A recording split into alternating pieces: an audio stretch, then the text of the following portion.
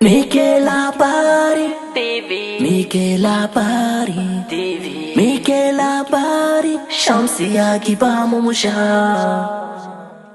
Gwamnan Diffa ya kai ziyara ta musamman a jihar Borno da ke yankin Najeriya. A ranar Laraba, gwamnan jihar Diffa na jamhuriyar Nijar, Brigadier Janar Muhammad Ibrahim Bagadoma, ya kai wata ziyara ta musamman a garin Duji da ke jihar Borno, Nijeriya.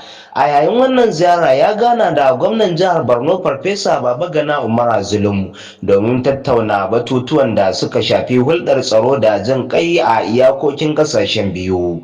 Abubuwan da suka tattauna sun hada da haɓaka haɗin gwiwa tsakanin Nijar da Najeriya a ɓangaren tsaro musamman a yankunan da ke fama da hare-haren ta'addanci. Tsare-tsare na maido da 'yan gudun hijira zuwa gidajensu cikin ƙoshin lafiya da mutunci. Ƙara ƙarfafa alaƙa tsakanin al'ummar iyaka musamman a ɓangarorin kasuwanci da zamantakewa. Muhimmancin musayar bayanan tsaro tsakanin hukumomin biyu don tunkarar barazanar da ke gabansu. Gwamna Bagadoma ya bayyana godiyarsa bisa kyakkyawar tarba da haɗin kai daga gwamnan jihar Borno, yana mai jaddada cewa wannan ziyara wata babbar dama ce wajen zurfafa dangantaka tsakanin jihohin biyu da ƙasashen su baki ɗaya.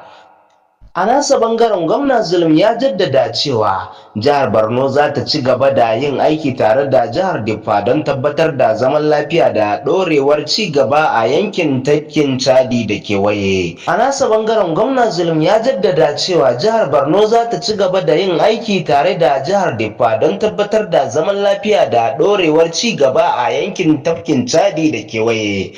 Wannan ziyara na zuwa ne a daidai lokacin da kasashen yankin Sahel ke ƙara ƙarfafa haɗin kai don yakar ayyukan ta'addanci da samar da mafita ga matsalar 'yan gudun hijira. Zan so in ji ra'ayoyinku akan wannan bidiyon.